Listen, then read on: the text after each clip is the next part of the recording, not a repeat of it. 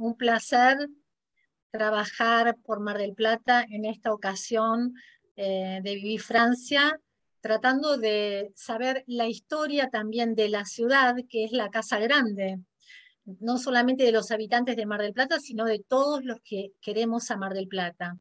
Así que ahora voy a dar lugar a la presentación de la bio del arquitecto Marcelo Artime. Él es casado, tiene 3 hijos, vive en Mar del Plata, desarrolla actividades profesionales en el ámbito privado, público y académico.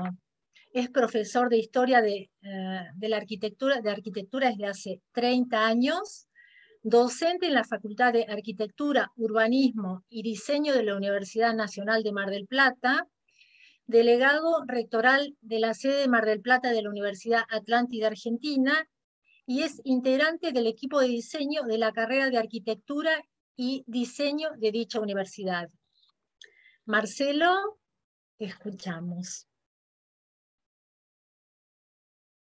Bueno, muchísimas gracias a las autoridades de la Cámara Franco-Argentina por la invitación.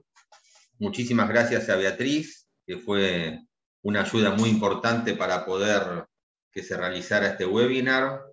La verdad que es un gusto trabajar con Débora Sapsay y su equipo en la filial Mar del Plata de la Cámara, así que realmente estoy muy agradecido a todas y me siento muy, pero muy cómodo, y espero hacer algunos humildes aportes a entender de qué se trata esto de las huellas francesas en Mar del Plata de la arquitectura.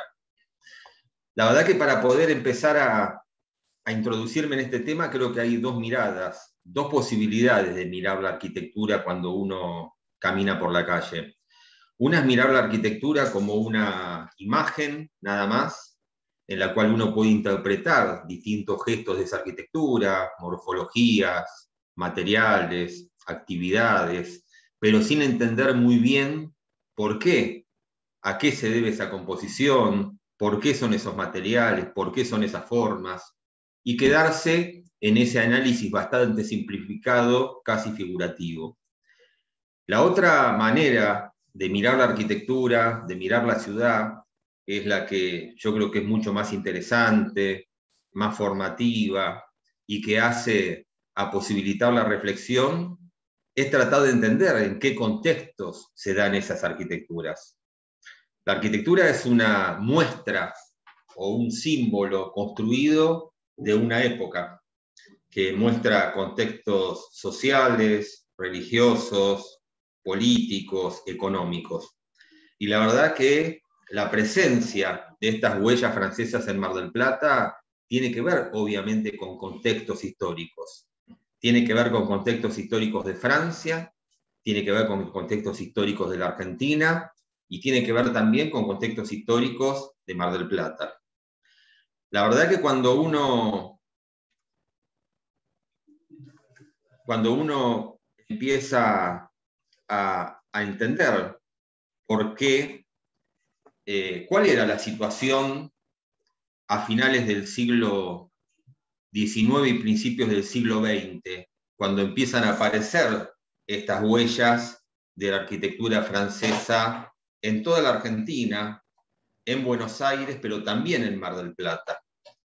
¿Qué pasaba en Francia? Francia, sin duda, estaba transitando desde fines del siglo XIX lo llamada Belle Époque, digamos, que tiene que ver con una cumbre muy importante, con un momento muy efervescente de todo lo que tiene que ver con el humanismo francés. La literatura, la ciencia, la democracia, el humanismo. Digamos, en ese momento Francia, sin ninguna duda, es un modelo de una democracia moderna, de lo que es la civilización, de la igualdad en los esquemas sociales. Y Francia obviamente era en ese momento la segunda potencia financiera del mundo, una pujanza económica muy pero muy importante, una renta por cápita de $3.400, estaba en su expansión colonialista, sobre todo en los países africanos. Después de Inglaterra es la segunda potencia colonial, y obviamente tenía dos estándares o dos, digamos, caras de ese desarrollo tan importante que tenía que ver con la aviación y con el cinematógrafo. Y a través del cinematógrafo expandiendo algunos gestos culturales al resto del mundo. Y además en ese momento se da, digamos, como frutilla del postre de ese esplendor de la cultura francesa, la Exposición Internacional de París, que fue visitada por 50.000 personas, que hoy, obviamente, digamos, existiendo los aviones, existiendo la comunicación, 50.000 personas que vayan a una feria en París, prácticamente, seguramente sería un fracaso. Pero en ese momento, 50.000 personas visitando la exposición de París mostraba el interés que había por todo el mundo acerca de Francia. Y Argentina estaba en el aniversario de su fundación, en los 100 años, digamos, se dan en 1910 de la fundación. Argentina, el modelo agroexportador estaba en su momento cúlmine y le daba la posibilidad a Argentina de estar entre las primeras 6 economías del mundo. Argentina tenía una economía con una renta per cápita superior a la de Francia, menor que la de Inglaterra, menor que la de Estados Unidos, pero sí superior a lo mejor a algunos países como Italia. Entonces estamos hablando de 2 países que llegan al final del siglo XIX en sus esplendores. Argentina con un esplendor económico y Francia, además de su esplendor económico, que obviamente duró a lo largo de los siglos, además un esplendor en lo que tiene que ver con las letras, con el pensamiento y con una democracia absolutamente envidiable desde Latinoamérica. Y así es que las clases, digamos, económicas, las clases políticas que dominaban esa Argentina, con antepasados la mayor parte italianos y españoles, empiezan a mirar esa democracia moderna, esa democracia devenida de igualdad, fraternidad y sociedad que inspiraba la Revolución Francesa, y empiezan a como a imitar, digamos, y empezar a tener como un faro de iluminación esa Francia. A mí me parece que hay 2 frases muy importantes de historiadores que dan cuenta de cuál era el panorama y el clima cultural de ese momento. Una es Eduardo Lázari, que dice: para la Argentina fue muy tentador imaginar que para 1910, el centenario de la Revolución de Mayo, tenía que imitar a Francia y convertir a Buenos Aires en la gran capital latinoamericana a la usanza parisina. Y después hay otra frase del historiador Daniel Balmaceda, que dice: la atracción hacia la exquisitez francesa hizo que en 1880 se regalaran 20.000 pasajes gratis a franceses que quisieran venir a Francia. Y el gancho, de alguna manera oficial, de esa campaña era que Buenos Aires era la París de Latinoamérica.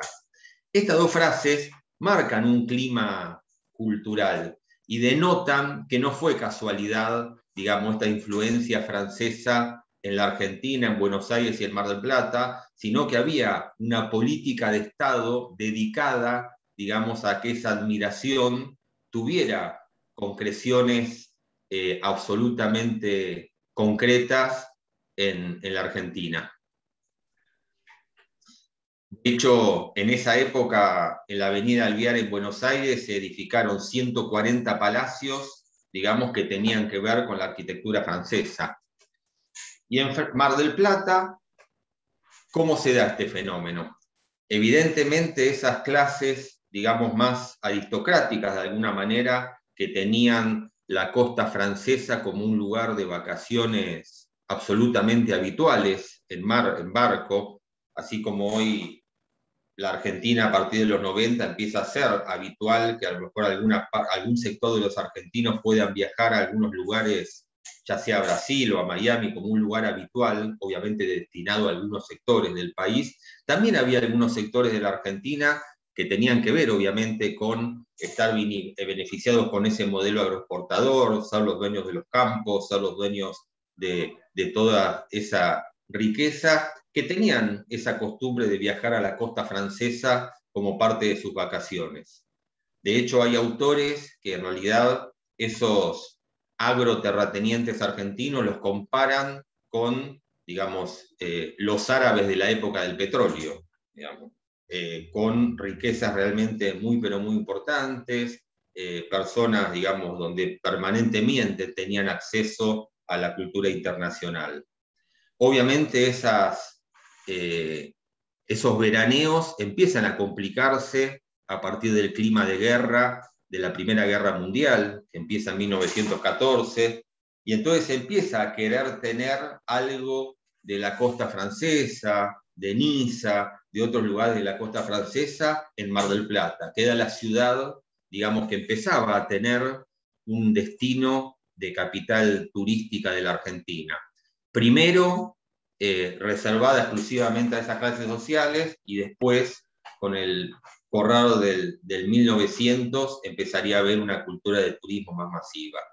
Y así empiezan a repetirse absolutamente esos modelos, digamos, franceses en Mar del Plata.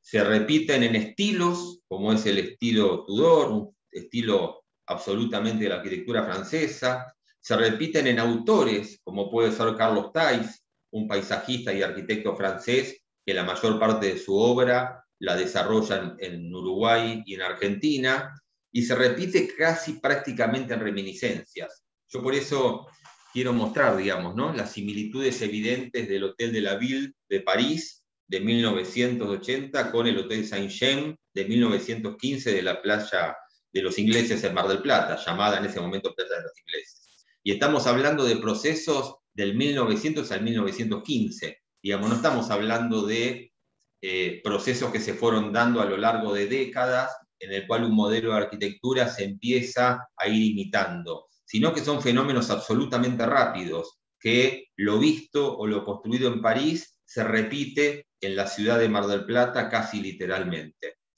Y a mí me gusta mucho la foto del Paseo General Paz, porque en realidad el Paseo General Paz, que es un diseño y una construcción de Carlos Theiss, acompaña la Rambla Francesa, digamos, con lo cual en realidad el lugar más emblemático de la ciudad de Mar del Plata tradicionalmente tiene una rambla de estilo francés con espacios públicos diseñados por un arquitecto francés, digamos. Después, lamentablemente, esa rambla francesa va a ser demolida ya en el año 38, y va a construirse el actual complejo Hotel Provincial Casino, pero va a ser construido por Bustillo, que también es un arquitecto argentino, pero que se lo podrían marcar perfectamente en una especie de academicismo, digamos, ecléctico, en el cual fue, digamos, un academicismo que tiene que ver con la École des Beaux-Arts francesa, pero ecléctico en cuanto a que hace el Yao Yao con un estilo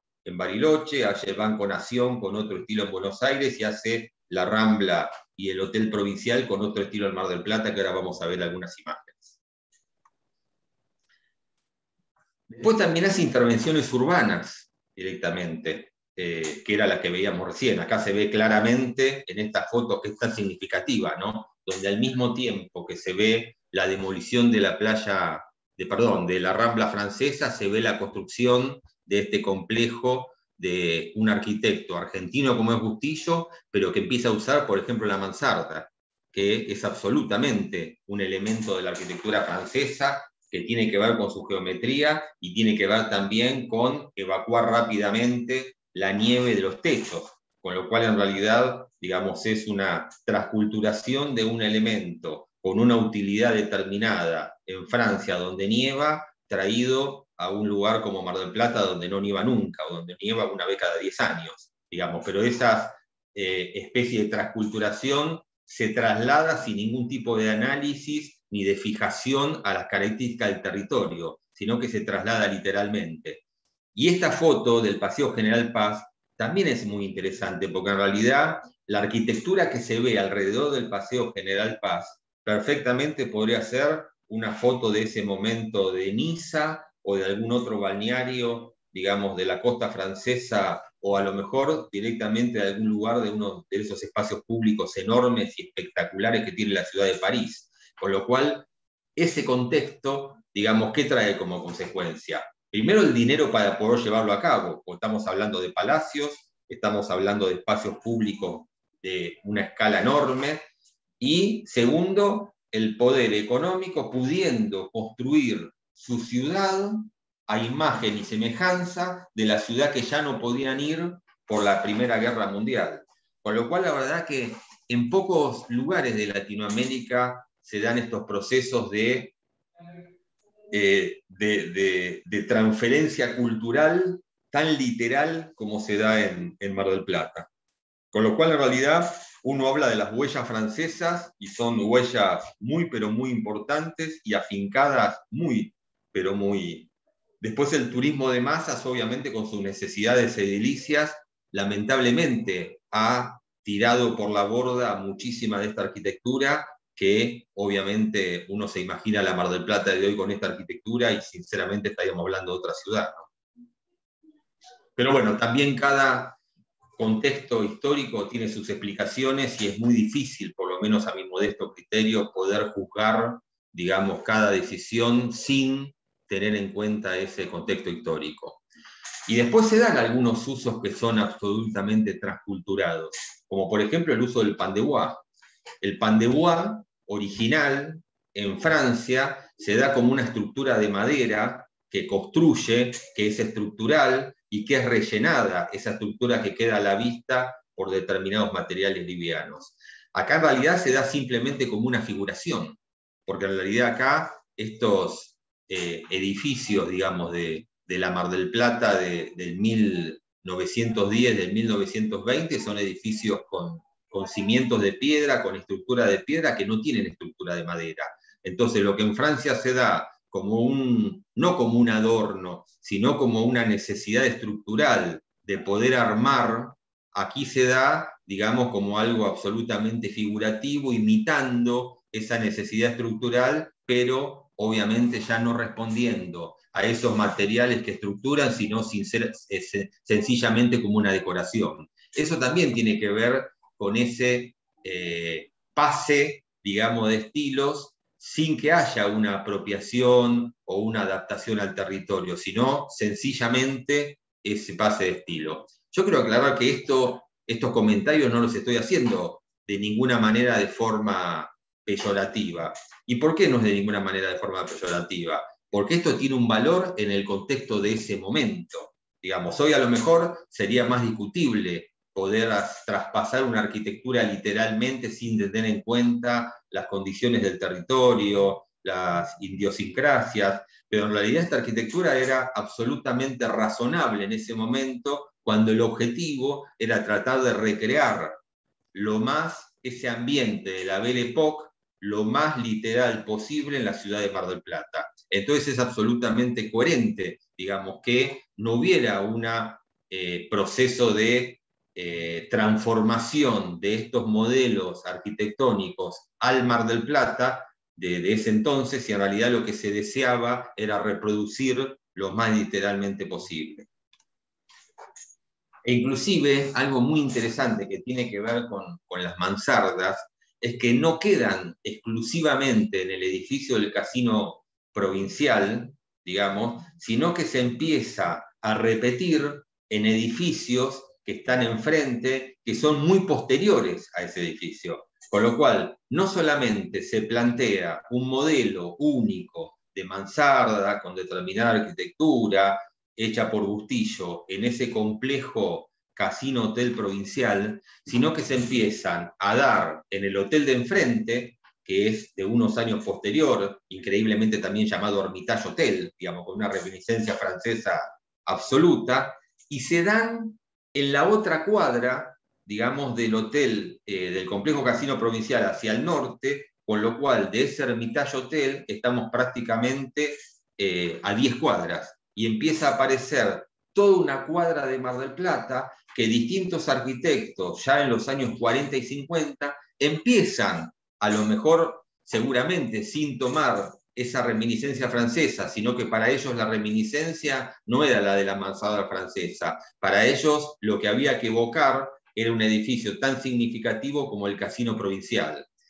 Y así se empieza a dar esta cuestión así media transitiva, digamos, en el cual Bustillo evoca elementos franceses originales y empiezan a aparecer estos arquitectos más anónimos que evocan a Bustillo, digamos. Entonces empieza a darse una ley transitiva de distintas evocaciones figurativas de elementos de arquitectura que no tienen nada que ver con su utilidad original, que tiene que ver con la mansarda, con la evacuación rápida de la nieve en un lugar donde no nieva. Y yo esto me parece que es a lo mejor de las miradas, a lo mejor no tan masivas, no tan mencionadas, de las huellas arquitectónicas en Mar del Plata, que sí, obviamente, generalmente se refieren a los grandes chalets, a los Puig Basualdo, al chalet de Blaquier, digamos, obviamente también apellidos que tenían que ver con esa Argentina de la generación del 90, por decirlo de alguna manera, sino que empieza a haber una influencia mucho más que tiene que ver con la infraestructura, y que para Mar del Plata resultó absolutamente trascendente, que es la construcción del puerto. A fines de siglo, la Argentina, obviamente una Argentina, digamos, con otros presupuestos y con otra economía, empieza un plan de hacer puertos en distintos lugares de la Argentina. Y así se hace el puerto de Rosario, se hace otro puerto cerca de Campana, y también se construye el puerto de la Argentina. Y estos 3 puertos los hacen empresas francesas, que son las empresas, digamos, que obviamente tenían experiencia de hacer puertos, tanto en el Mar del Norte, digamos, limitando con Francia, en mares absolutamente movidos y embravecidos, y también tenían la experiencia de hacer puertos en el Mar Mediterráneo, en, digamos, aguas mucho más calmas. Por eso obviamente usan las empresas que tenían la experiencia de mares mucho más tranquilos para Rosario, y las experiencias de empresas que tenían la experiencia de hacer puertos en el Mar del Norte, en la zona de Calais, para, digamos, hacer el puerto de Mar del Plata con un océano muy similar, que es el Atlántico Sur, al Canal de la Mancha. Y aparece esta empresa francesa, que hoy tenemos todavía ese edificio, cualquiera que pasa por la Avenida de los Trabajadores y la 12 de octubre ve ese edificio, y construye este puerto de Mar del Plata. Y esa no es una influencia francesa que uno lo ve caminando por la calle, pero es una influencia francesa de un peso impresionante para la ciudad de Mar del Plata. Mar del Plata creció económicamente a ese puerto, y ese puerto lo diseñó y lo ejecutó una empresa francesa. Entonces yo la verdad que esto lo dejaba para el final como una manera de decir, bueno, acá obviamente hay alguna influencia francesa que tiene que ver con la arquitectura, con los palacios, con la transculturación, pero después hay influencias francesas, digamos, en lo que tiene que ver con los saberes, con la ingeniería, con la infraestructura, que son experiencias, digamos, que obviamente la arquitectura o el turismo masivo pudo, de alguna manera, y lamentablemente a lo mejor ir demoliendo esos chalets, digamos, que tenían o esos espacios públicos, lamentablemente como una mala decisión de Estado con la desaparición en el Paseo General Paz, pero evidentemente si hay una huella que siempre va a quedar, digamos, es la del puerto, que es uno de los motores económicos de Mar del Plata, con ese edificio que la verdad que tendría que tener a lo mejor una importancia en cuanto a la conservación del patrimonio mucho mayor, porque es el edificio que construyó la empresa francesa para hacer el puerto de Mar del Plata, y evidentemente ese puerto no va a estar sometido, digamos, a las leyes de la especulación inmobiliaria, sino que podemos decir que el motor económico de la ciudad de Mar del Plata tiene absolutamente un acento francés. Así que, bueno, hasta ahí quería dar algún aporte. La verdad que me cuidé mucho de no mencionar ni apellidos ni fechas, porque la verdad que creo que la interpretación de la arquitectura en la época de la comunicación, todos esos datos los puede uno googlear, enterarse cómo se llaman, saber cómo se llaman las empresas, los nombres, los edificios, pero creo que lo más importante es acerca de eso poder tener algunas reflexiones y sobre todo dejar este mensaje, digamos, que había una decisión de poder, digamos, copiar en el buen sentido un país que en ese momento no había ninguna duda que era la idea de un Estado moderno, la idea de una democracia moderna, con avances sociales muy importantes, con un movimiento de la Belle Époque cultural, científico, de la literatura muy, pero muy importante, que obviamente tenían que ver con los ideales de la Revolución Francesa. Y esa esa aristocracia, digamos, en la Argentina, que provenía sin ninguna duda, digamos, de inmigrantes que tenían que ver más con los italianos y con los franceses, ya que en realidad la inmigración francesa fue la tercera inmigración que tuvo Argentina en la época de la Primera Guerra Mundial. Ya fue mucho menor la inmigración francesa a partir de 1920 y 1930, pero hubo una decisión deliberada, digamos, de asemejarse a esa cultura que en el contexto del mundo, sin duda, era una cultura absolutamente moderna, desarrollada y atractiva. Así que bueno, hasta ahí quería hacer estos aportes y espero que sirvan por lo menos para algunas reflexiones. Nada más que eso y muchas gracias. Marcelo, muchas gracias a vos. La verdad que es súper interesante y muy claro todo lo que nos contaste. Y ahora esperemos si en el final hay algunas personas que quieren hacer algunas preguntas en base a tu contenido. Ahora es la ocasión de presentar a nuestro segundo invitado, que es Carlos Balmaceda. Él es el actual secretario de Cultura del partido de General Pueyrredón. Además es escritor, autor de la agencia literaria Carmen Balcells, de Barcelona, España. Sus obras se publican en castellano en Argentina, América Latina, España y Estados Unidos, y se tradujeron al holandés, alemán, rumano, ruso, coreano y japonés. Obtuvo premios nacionales e internacionales. Es docente a cargo del programa de escritura creativa de la Universidad FASTA y además es columnista de los diarios La Nación y Clarín. Buenas tardes, Carlos, bienvenido. Él nos va a contar acerca de las huellas intangibles del patrimonio cultural francés. ¿Qué tal? Buenas tardes. ¿Me escuchan bien en principio?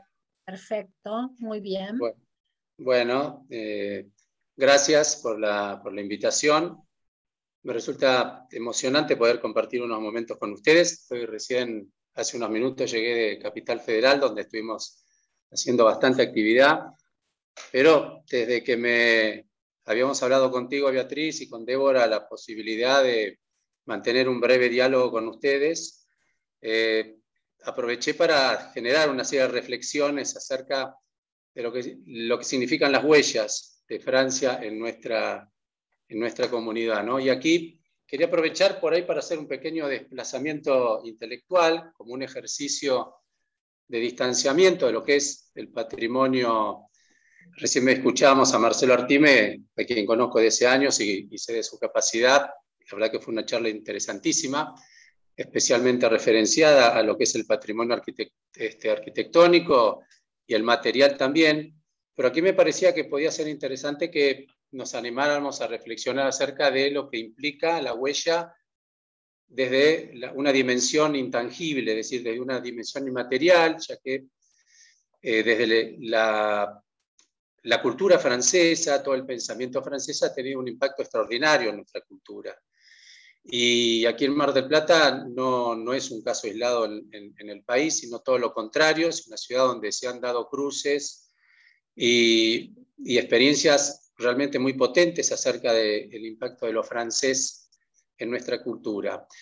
¿Qué me parece que es bueno que veamos, ¿no? El patrimonio material y especialmente el arquitectónico. Nosotros en la Secretaría de Cultura tenemos casi 40 propiedades, de las cuales 9 de ellas tienen valor patrimonial.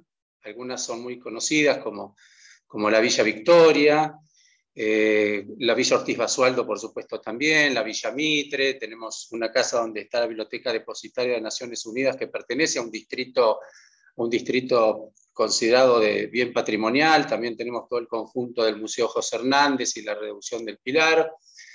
Nosotros tenemos una política de lo que es conservación, preservación, restauración y puesta en valor de esos espacios. Y por supuesto, otro de los íconos del modernismo que tenemos aquí es la Casa sobre el Arroyo, de Amancio Williams, que está en plena etapa de puesta en valor, con una obra muy importante. Ahora bien, ese patrimonio arquitectónico, fijémonos bien, que tiene una característica muy particular, que es que su valor está en la preservación, en el mantenerse fiel a sí mismo, idéntico a sí mismo, ¿no? y que su capacidad de transmitirnos algo es a través de su presencia. Ahora bien, frente a eso, junto a eso, o distanciándose, nosotros vemos lo que es el patrimonio intangible, que son esencialmente cuestiones abstractas, como es propio los pensamientos, obviamente como tiene que ver con el campo de los valores, los principios, que regulan, por supuesto, muchas de nuestras situaciones de carácter individual, pero por supuesto tiene una enorme influencia en lo que es lo colectivo, justamente opera y funciona de una manera distinta. Es decir, no es fiel, no tiene que ser tan fiel a sí mismo, sino que se va resignificando con el tiempo. No se tiene que parecer a sí mismo de una forma idéntica, sino que tiene que mutar de sentido. Y ahí es donde a mí me parece que es interesante que pensemos en esa característica, porque otro de los desafíos de la Secretaría de Cultura es participar de esa resignificación y de esa mutación de sentidos que tienen las huellas francesas en nuestro país y ver cuáles son los nuevos códigos que nos transmiten hoy. Por ejemplo, puedo mencionar dos hitos, dos casos muy sencillos, pero además muy conocidos y muy impactantes, y que también en su momento tuvieron muchísima influencia, que es la obra de Albert Camus, premio Nobel, y la de L'Eclésiot, que es el último premio Nobel francés de hace pocos años, que son dos escritores. Mi mundo es el de la narrativa, así que voy a fijar en ellos, para ver cómo esto que digo ha mutado. ¿Cómo opera una huella? ¿Qué es una huella? Bueno, es una marca, es un signo que interviene en un espacio preexistente, ¿no? En un territorio que ya existe. ¿Qué es lo que vemos como una huella? Recién Marcelo hacía referencia a eso. Es una estructura, puede ser un edificio, pero es algo material que interviene en un espacio que ya está creado, ¿no? Mucha de nuestra arquitectura es transferencia, trasplante de otro territorio, como puede haber sido el de Biarritz, al de Mar del Plata, ¿no? La huella opera como interviniendo en un espacio que ya está creado, es decir, en un mundo que ya existe y donde viene a generar un nuevo encuentro. Algo va a quedar de esa huella, va a generar una nueva marca y ahí aparece una dimensión híbrida, es decir, a lo que estaba se suma algo nuevo. Y en esa operación que está en el campo del intangible, nosotros podemos ver, por ejemplo, cómo operó tanto el libro La peste de Camus, cuando aparece la pandemia, cómo se resignifica enseguida ese libro, cómo se vuelve a leer. Ya no es el mismo libro que era antes, es un libro totalmente nuevo para nosotros. Y esa huella, dejada por Camus en la década del 40, toma un nuevo sentido. Muchos volvimos a leer ese libro para tratar de descifrar qué nos decía hoy, ¿no? Esa palabra dicha hace tantos años, hoy qué nos decía de nuevo. Y la verdad que nos dijo mucho de nuevo. Y fíjense con L'Eclésiot, o L'Eclésio, según como lo pronuncien, que tiene un libro extraordinario que se llama La Cuarentena, que es un libro que gira alrededor de unos viajeros que van hacia la isla de Mauricio a reencontrarse con su pasado, y una epidemia de cólera los obliga a bajar en una isla y quedarse allí en una cuarentena que aparece como una metáfora del aislamiento infinito. Y la verdad que también es un libro que algunos de nosotros, lo tengo aquí en mi biblioteca, lo volvimos a leer porque estábamos en un aislamiento que nos parecía infinito y desconocido, ¿no?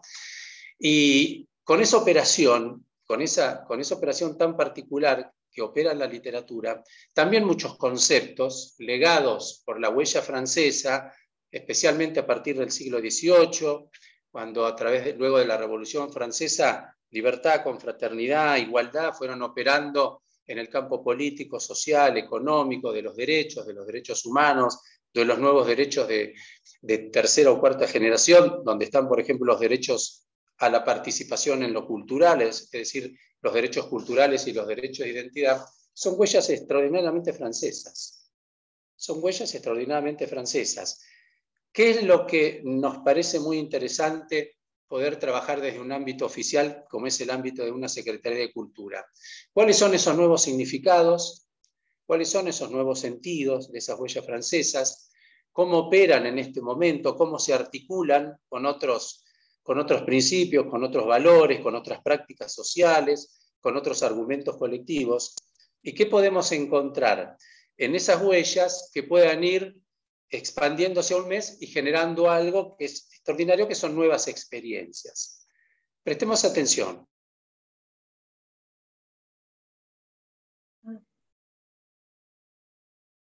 Extraordinarios que operan mediante la presencia. Están allí para que los veamos, para que los disfrutemos, para que los visitemos, pero son una presencia. Por eso tenemos que, y el compromiso es mantenerlos, restaurarlos, siempre haciendo a como fueron siempre. No podemos modificar. Está bien que sigan siendo como siempre fueron, ¿no? Hay leyes que protegen especialmente la forma en que se interviene en los bienes de alto valor patrimonial. Con el patrimonio intangible opera totalmente distinto. La obligación no es que se mantengan como siempre han sido, sino que los dejemos fluir para ver qué nuevas experiencias podemos tener cuando se articulan. Y ahí aparece un campo de expansión muy importante, porque esas huellas nos permiten interactuar a través de esos valores de una manera transversal con nuevas fórmulas de comunicación y de experiencia. Es decir, podemos generar, y acá tenemos otro ejemplo maravilloso que es la gastronomía, que es un conjunto de principios y valores fundados sobre una tradición, pero que nunca es igual a sí misma porque cada chef no quiere replicar a otro, sino quiere replicarse a sí mismo, innovando y contando cómo una receta que es una fórmula que viene a través del tiempo, y yo lo veía en mi casa de chico, cómo mi abuela o mi mamá cocinaban a como había cocinado su abuela, su tatarabuela y su bisabuela, pero haciendo una adaptación, haciendo una nueva lectura, incorporando nuevos elementos, nuevos productos, nuevas especias, mutándola, adaptándola a las circunstancias. Y acá aparecen juegos fantásticos, ¿no? Juegos que tienen que ver con la producción. Bueno, esto que se producía de una manera en un lugar, ¿cómo lo podemos producir aquí? ¿Con qué nuevos elementos, con qué nuevos mecanismos, con qué nuevas herramientas? ¿Cuánto de esa tradición nosotros podemos incorporar y de una forma híbrida ir combinándolas con las tradiciones que se van gestando y que se van formando a medida que pasa el tiempo, ¿no? Es decir, en esa convivencia del patrimonio material y el patrimonio intangible, tenemos en claro en la Secretaría que tenemos que generar una convivencia cada vez más rica. Esta experiencia de vivir Francia, creo que es una experiencia que tiende a desafiarnos en el sentido, bueno, esas huellas que están aquí, por un lado, tenemos la posibilidad de comunicarnos de manera presencial con esa, como bien decía Marcelo, con esa arquitectura, inclusive con el legado de la empresa que operó en el puerto, donde construyó un edificio, pero también un galpón donde la municipalidad, nosotros tenemos el galpón que operó cuando se hizo el puerto, y que ahí estamos tratando de transformarlo en un centro de arte y gastronomía, porque ahora es un galpón donde sigue habiendo maquinarias como desde hace muchos años ha habido. Esa es una reformulación que desde lo intangible quiere operar sobre lo material. Es decir, un nuevo criterio de usos y costumbres, principios que tienen que ver como cómo es una gastronomía hoy, cómo se expresa el arte hoy, cuáles son las nuevas tecnologías que permiten nuevas expresiones artísticas, cómo esas mutaciones culturales hoy nos cuentan una historia que tiene cientos de años, pero que pueden operar de una manera diferente en un espacio que patrimonialmente tiene un valor, pero que hoy se puede adaptar. Bueno, ese juego de lo que muta con lo que permanece nos parece que es de una riqueza extraordinaria y que en el caso de Francia nos vive desafiando y permanentemente nos invita a reconocer cuánto hay de legado, pero también cuánto hay de cambio para que lo esencial permanezca lo tradicional. ¿No? Es decir, ante la presencia hay un juego que desde lo intangible nos lleva a lo esencial. Esa es la convivencia materia y espíritu, ¿no? Que tiene que ver con lo patrimonial. Bueno, era un juego de expresiones para desafiar también a nosotros mismos a cómo podemos pensar a veces el patrimonio, ¿no? Que tiene también una lectura muy dinámica y que permanentemente nos invita a relecturas, a reinterpretaciones. Y venimos de 2 años donde el mundo tiene que reinterpretar muchísimo de sus códigos de convivencia y de sus estrategias colectivas para convivir, ¿no? Este tiempo que pasó nos dice, bueno, así como hay una relectura de la obra de Camus y Leclésio, bueno, también hay una relectura de las huellas para ver qué nos están diciendo hoy a nosotros mismos que nos permitan no solo mirar hacia el pasado, sino poder pararnos en el presente y pensar cómo vamos hacia un futuro.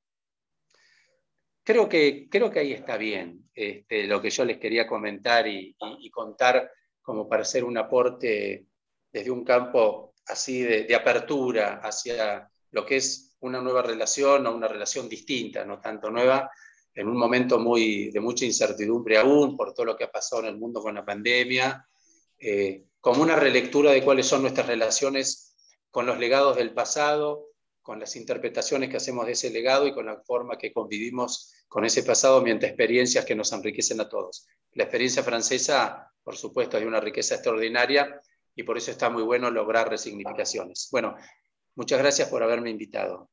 Carlos, además, quiero que compartas con nosotros que, bueno, ahora se viene en Mar del Plata el Festival Internacional de Cine, nuestro Festival A, el más importante de Latinoamérica, y recientemente se firmó un acuerdo de colaboración entre Mar del Plata, entre General Pueyrredón y el Inca. Entonces, también va a haber una participación que tiene que ver con esto que estamos hablando, de las huellas francesas, y se va a rendir un homenaje, y quiero que nos cuentes vos a quién y quiénes. Bueno, muy buena tu observación, Beatriz, es justo lo que decís y tiene que ver con lo que veníamos hablando.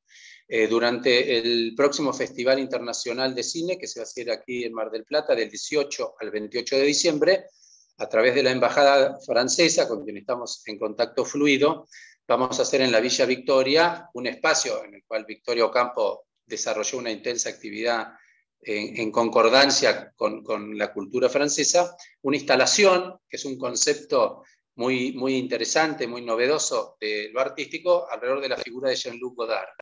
Es una instalación que nos va a proponer, básicamente a través de herramientas audiovisuales, una remirada, una forma diferente de mirar la obra de Jean-Luc Godard. Eso va a estar instalado en la Villa Victoria.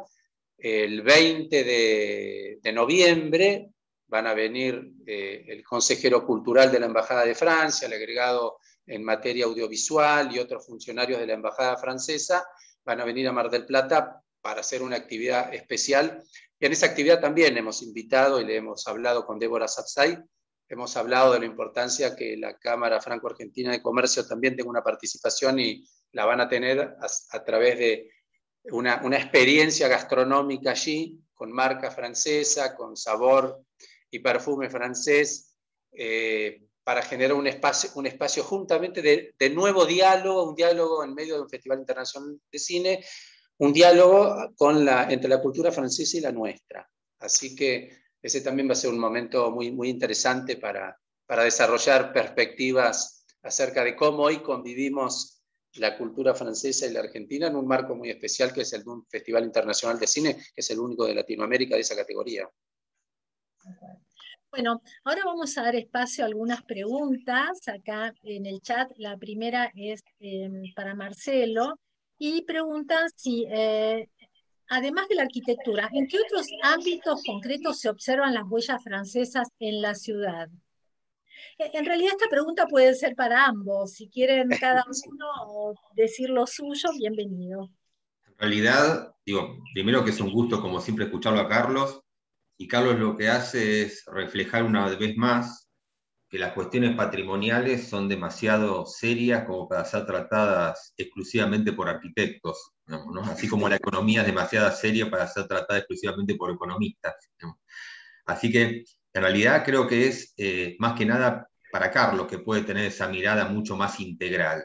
Lo que sí yo creo que es muy importante es cuando uno mira o vive arquitectura, dejar de lado exclusivamente lo figurativo y que la arquitectura sea como una especie de provocación para conocer y analizar contextos. Digamos que de alguna manera me parece que era también lo que estaba expresando Carlos. Todos estos son motivos o son excusas de alguna manera, más allá del disfrute que a uno le puede generar en lo coyuntural, para poder profundizar estas cuestiones. Así que era solamente el aporte en base a las preguntas y lo dejo a Carlos, que tiene seguramente una mirada más integral. Sí, yo coincido con Marcelo.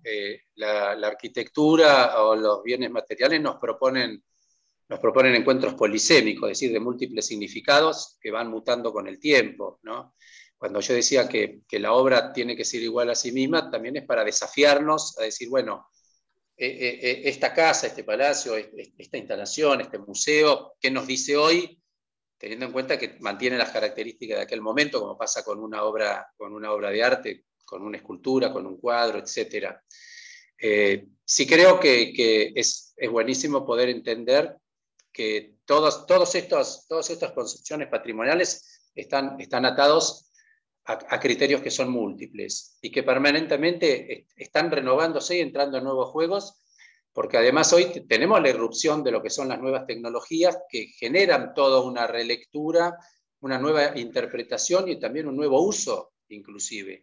Todos hemos visto y nosotros lo estamos aplicando, lo que son los juegos, por ejemplo, de una red social como TikTok, que lo usan los chicos y los jóvenes, aplicados a obras de arte, ¿no?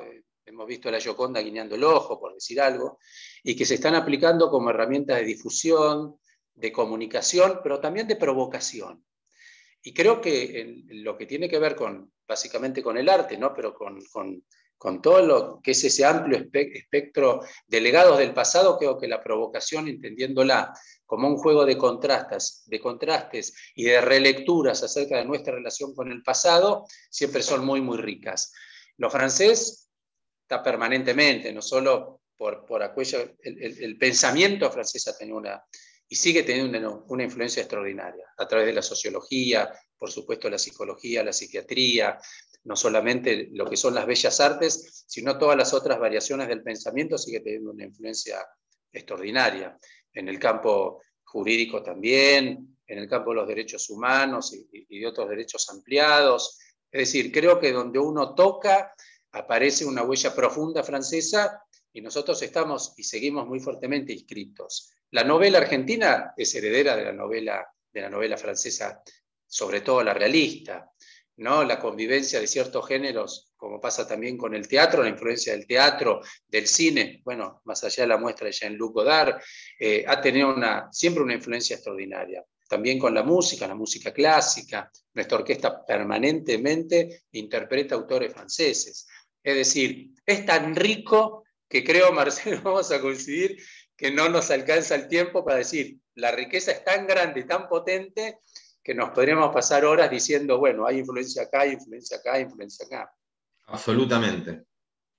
Bien, acá un poco para complementar otra pregunta que hay de Mariela. Ella pregunta si hay esculturas en el patrimonio marplatense francés. Y yo también quisiera saber, agrego, si partes de esas esculturas o están en algún lugar de la ciudad, si se dejaron si estos vestigios están en la ciudad, como muestra de aquel pasado. Mira, yo creo que desde el municipio hay una política que se viene dando en distintos gobiernos, gracias a Dios, que tiene que ver con la restauración de ese patrimonio de esculturas que hay en distintos espacios públicos de Mar del Plata, y que en realidad el mérito es, te diría, del 90% de una persona que es empleada municipal y que es una jerarquizada empleada municipal, que es Constanza Dieci.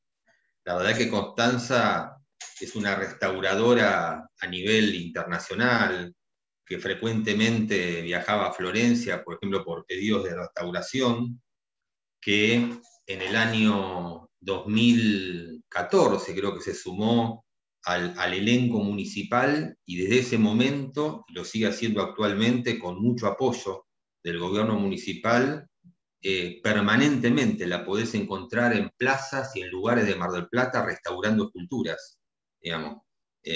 Con lo cual eso es un trabajo que se viene haciendo, que tiene un valor enorme, y de hecho todo lo que quieran saber sobre ese tema No sé si Carlos va a coincidir, pero me parece que Constanza es una fuente de información muy, pero muy valiosa.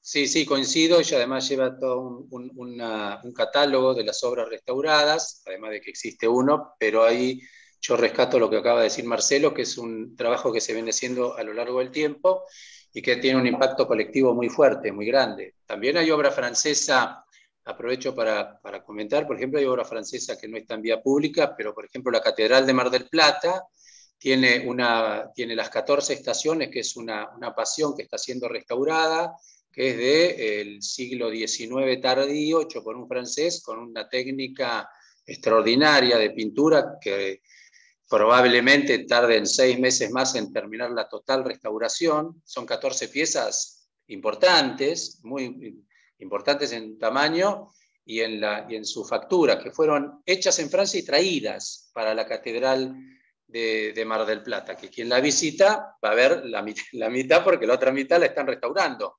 Pero son piezas enormes, son fantásticas, hechas en un formato de cuadro, pinturas, que fueron hechas por un francés con técnicas muy sofisticadas, con pinturas y tinturas que para restaurarlas es muy complejo. Por eso decíamos recién, y ahí coincido con Marcelo, hay obra francesa que nos marca permanentemente. Vi un mensaje de Daniel Sapsay, de quien le envió un saludo diciendo: lo de Victorio Campo vale decirlo, se cumplen 100 años de la primera publicación que hizo Victorio Campo y que la hizo en francés, sacó un libro y sacó una nota que tradujo el francés en el diario La Nación, en septiembre del 21 aproximadamente. Es decir, ella empezó escribiendo en francés, Victorio Campo, era como una lengua madre. Conocía las dos, pero sí, Daniel Sapsay, muy acertada su observación. Las primeras publicaciones, el primer libro de Victoria Ocampo fue escrito en francés.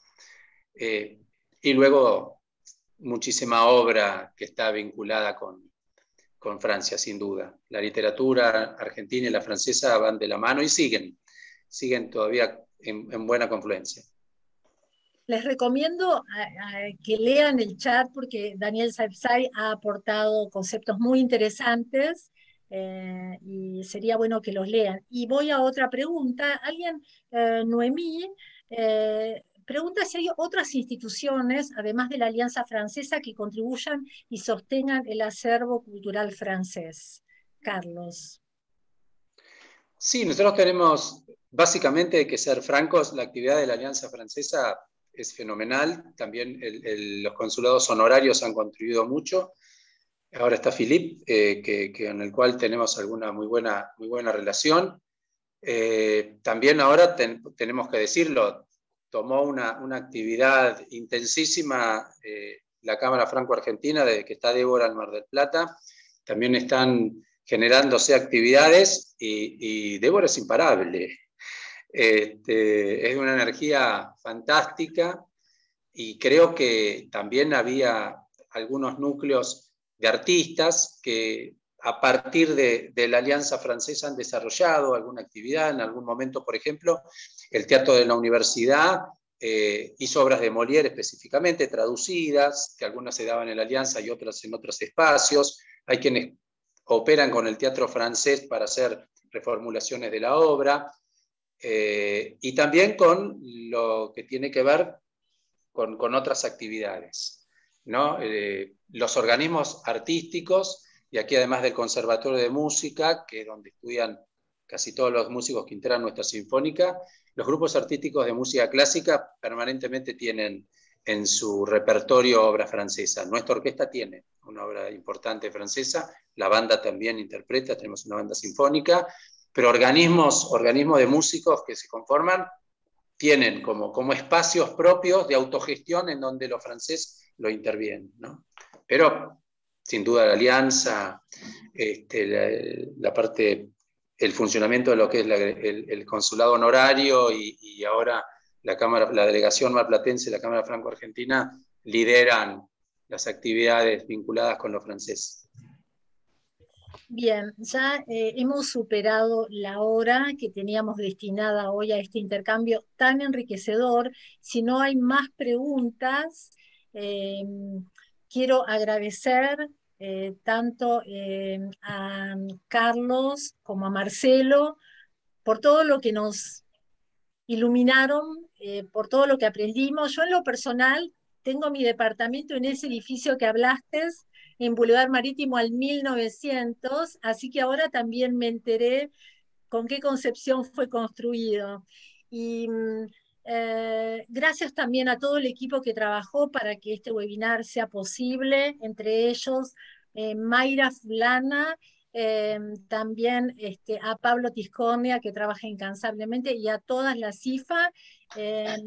Nos encontramos en el próximo webinar, porque este es el primer encuentro de, esperemos, muchos otros, de seguir buceando sobre las huellas francesas en Mar del Plata. Gracias a todos. Muchísimas gracias. A mí me gustaría comentar, Pronto. a mí me gustaría también comentar, antes de saludar a todos, aparte de agradecerles muchísimo, Carlos y Marcelo, la verdad interesantísimo ambas exposiciones, sino también cuando comentaba Carlos que decía que Mar del Plata, donde uno toca, encuentra la influencia francesa, y desde que estamos con la delegación fue un poco empezar a ver toda eso que estaba relacionado con Mar del Plata y Francia. Y llegó hasta el punto que a mí me sorprendió un montón que el equipo de fútbol más importante de Mar del Plata, el Dosivi, fue fundado por marplatenses también. O sea que más allá de lo cultural, también en lo deportivo hay una fuerte influencia de Francia en Mar del Plata.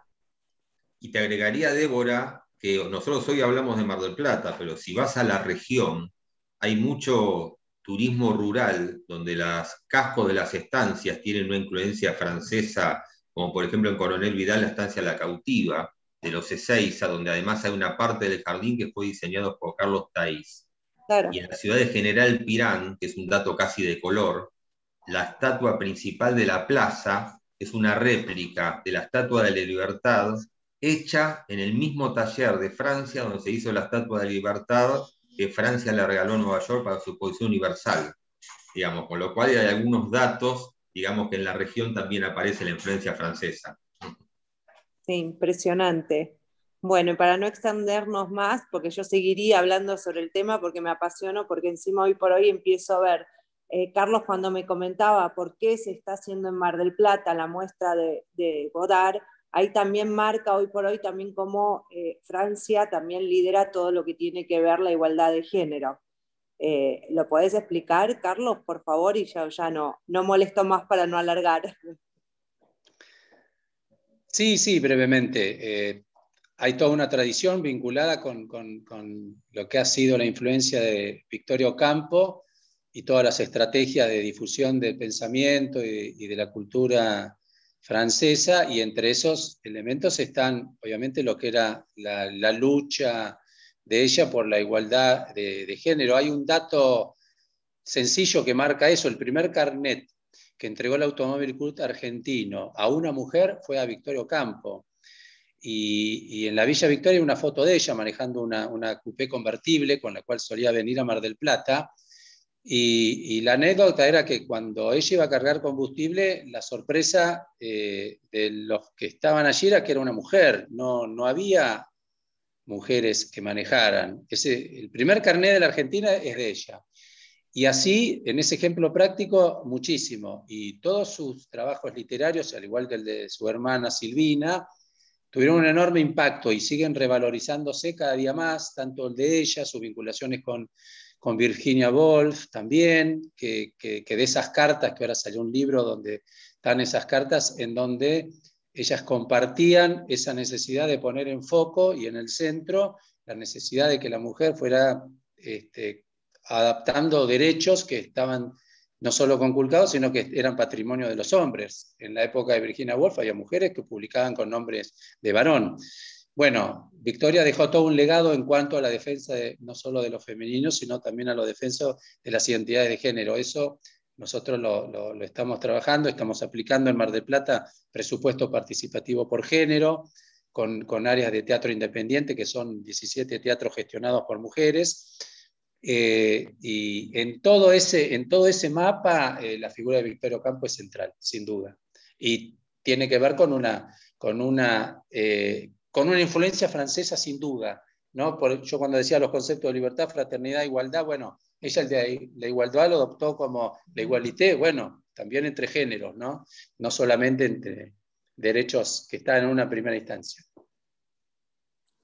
Gracias, Carlos, gracias. Bueno, agradecer también, Silvia, muchísimas gracias por estar como representante de la Cámara a nivel nacional, y la verdad que interesantísimo este webinar, y va a quedar grabado para aquellos que quieran después compartirlo o volver a verlo. Muchas gracias a todos en nombre de la Cámara, y gracias Débora y Beatriz por haber organizado esto súper interesante. Luego. Que sea el primero de otros, como dicen. Tal cual. Así que bueno, nos despedimos también de los oyentes, y gracias. Gracias. Chao, Muchísimas gracias. Hasta luego. Chao. Chao, adiós. Chao, Carlos, muchísimas gracias, buenísimo. Gracias a ustedes, que sigan bien. Chau, chau. Chao.